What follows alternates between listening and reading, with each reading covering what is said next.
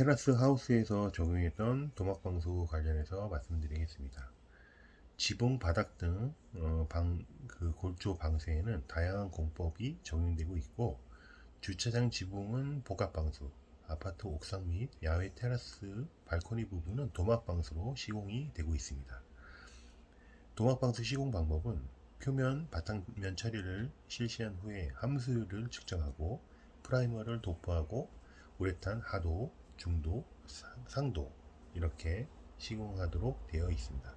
일반적으로 바닥 시공 시에는 도막 두께 3mm 이상을 확보하여야 하고 벽체 시공 시에는 2mm 이상을 확보하여야 합니다.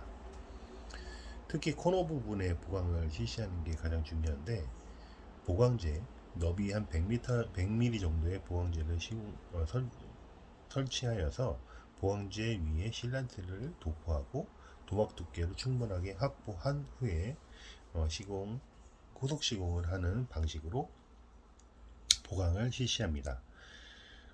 코너 부분에 이어치기가 콜드 브리지나 컨스트럭션 조인트가 많기 때문에 이 부분에 누수가 상당히 많이 발생을 하고, 이럴 경우 대형 하자로 이어지기 때문에 방수 보강이 정말 중요한 부위라고 할 수 있습니다.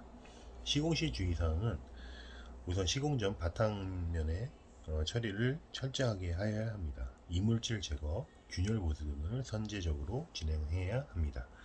또한 함수율 기준을 반드시 준수해야 되는데 10% 이내로 관리를 해야 되고, 우기철에 비가 온 후에는 3일 이상 건조한 이후 시공이 되도록 하여야 합니다.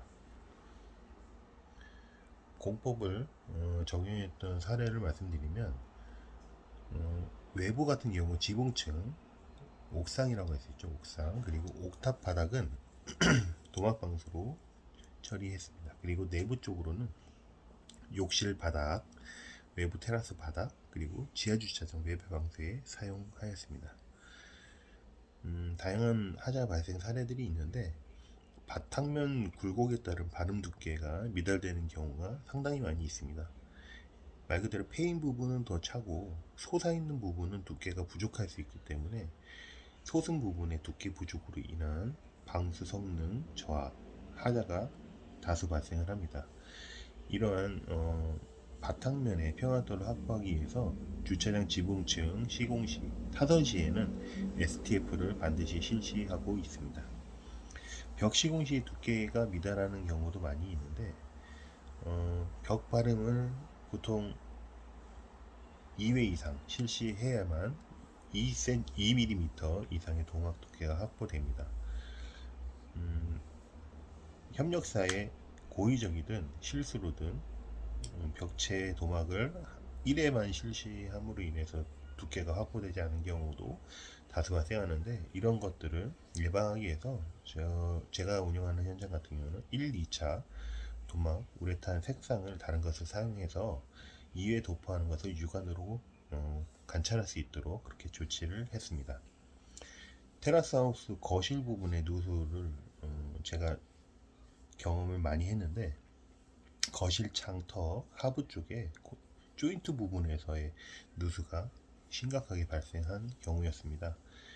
창턱 하부 코너 부분이 방수가 불량하거나 했을 경우에는 해당 부위가 아까 말씀드렸다시피 컨스트럭션 조인트나 컬드 조인트가 많이 발생을 하고 골재 체음이 불량한 경우가 많기 때문에 외부수 유입 시에 천정으로 굉장한 양의 누수가 발생하는 그런 경우가 있었습니다.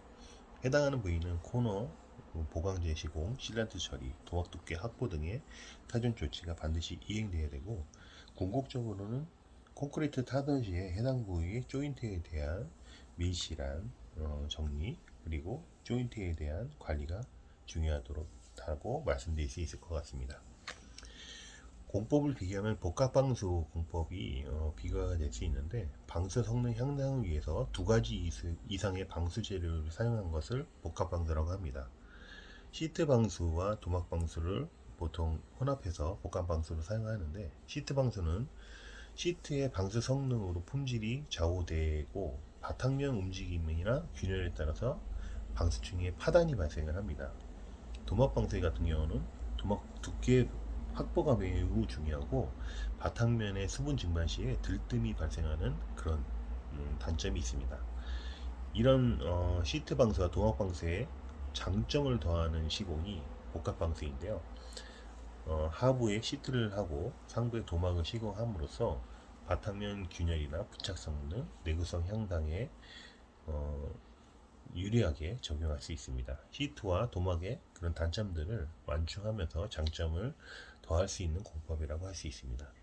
시공 시 유의사항은 바탕면 들뜸을 제거하고 건조를 반드시 실시해야 되고, 방수제와의 조합은 제조사의 사양을 반드시 준수해야 됩니다. 이질 자재를 사용할 경우에는 화학 반응이 있어서 도막이 양생이 안 된다거나 시트가 훼손되는 경우도 있습니다. 보호 마감 필요 여부에 따라서 보호 마감을 해야 되고, 도막은 여러 번 바르기를 실시해야 됩니다. 물리적 충격을 당연히 금지해야 되고, 양생 중 시공 시 양생 중에는 충격을 제어해야 합니다. 이상입니다.